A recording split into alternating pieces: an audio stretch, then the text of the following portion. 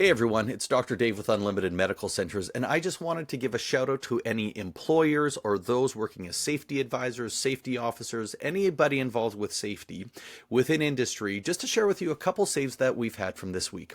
Now, I call them saves because I think that we were able to help reduce lost time incidents as well as increase the amount of modified duties that a couple people were able to do. And I see this every week that I'm working. The first case is a gentleman that had had something fall on his foot. He went to the emergency department. He ended up with this big, we call them an air cast, or it's basically a cast that goes up to their knee, and crutches. And his employer sent him in basically to say, hey, we don't exactly know what happened. We have some modified duties, but can you help walk us through really what is the injury that we're looking at? And I talked to the patient and he said, man, we were there for about 8 to 10 hours and I think I broke something in my foot. Well, we were able to sift through some of the emergency department reports, look at the imaging, and realize he broke, for this giant cast that he's wearing, he broke one toe. And it was quite clear that, okay, we can actually de-escalate this a little bit. For something like a toe fracture, oftentimes we just need to have patients in hard-soled shoes. And I say that just knowing working in an emergency department for over a decade. Now, he came in with this air cast, non-weight bearing, and having crutches. And so I told him quite quickly, look, you can keep this for now, but we want to get you into a hard-soled shoe and eventually into your steel-toed boots as quickly as possible. You can buddy tape that toe to a toe next to it, Tylenol and Advil, and let's get you moving. Now, he seemed a little hesitant because within, 24 hours before, he had been told he needed all of these items, the crutches and the air boot. And here I'm saying, look, you don't need anything other than buddy taping it and moving it forward. So I kept him on modified duties. I ended up talking to a safety advisor, and I saw him 5 days later. And at that point, he had now cognitively come around to the ideas that I had been mentioning, that we can really de-escalate this plan. And he's like, hey, I'm ready to drive. Let's try one of those shoes. And I said, look, while you're at work, if you want the air boot on, because it keeps that foot elevated and reduces the swelling, by all means. But at least we can get you moving back, more driving. And I will likely see him this week, and he's probably going to be in a shoe, being able to work in an office, not somewhere that he needs steel-toed boots yet, but he's getting awfully close. And so for an injury that he thought he was going to need 6 weeks non-weight bearing, within a week and a half, he is back to weight bearing as able, and he is feeling good. The second one is a lady that I had seen back mid-April for what sounded like some type of rotator cuff pathology or issue related to the work. We had arranged some imaging, I wanted her in a sling, and I wanted her to see physio.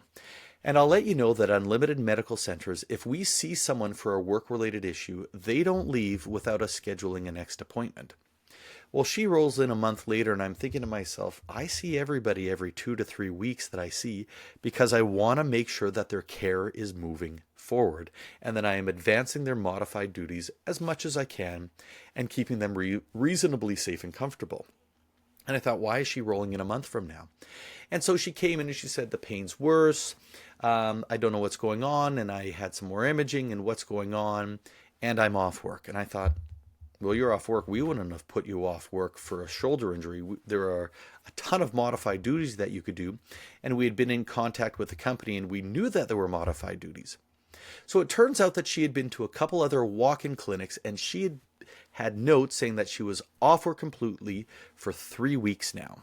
And so I had a look at this. I looked at her imaging and I thought, okay, we need to get you in touch with an orthopedic surgeon. Not that you need surgery, but we just want a consultation. So I took care of that. We filled out the letter for her to be seen by a specialist with a WCB and expedited that off. I said, why aren't you in your sling? She said, well, I was told I shouldn't be in my sling. So I got her back into her sling, and it also became apparent that she was not taking appropriate analgesia.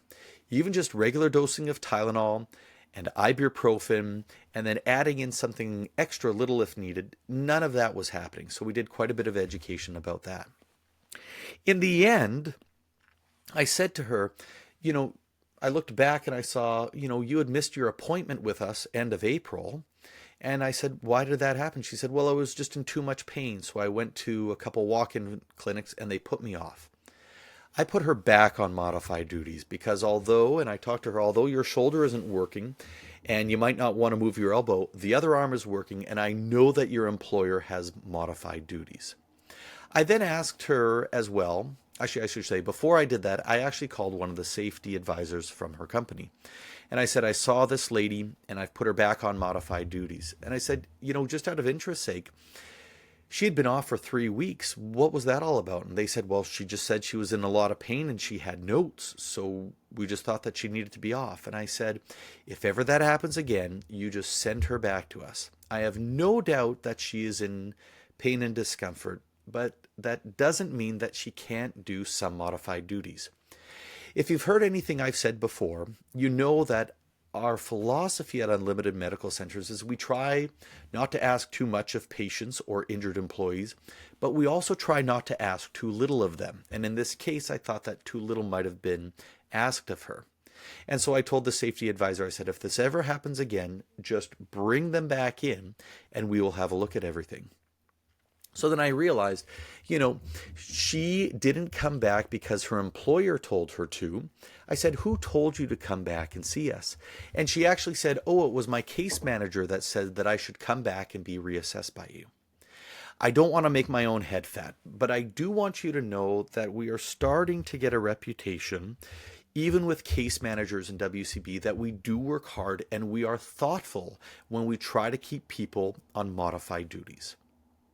And those are the 2 saves that we just had from this week. But honestly, we get cases like this multiple times a week where either employers are sending us patients who have been seen in the emergency department, just saying, can you please interpret this and try to keep it moving forward?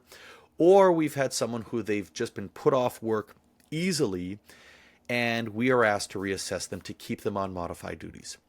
If you're not already working with us at Unlimited Medical Centers, why don't you reach out to us via email at OCCHealth, that's OCCHEALTH,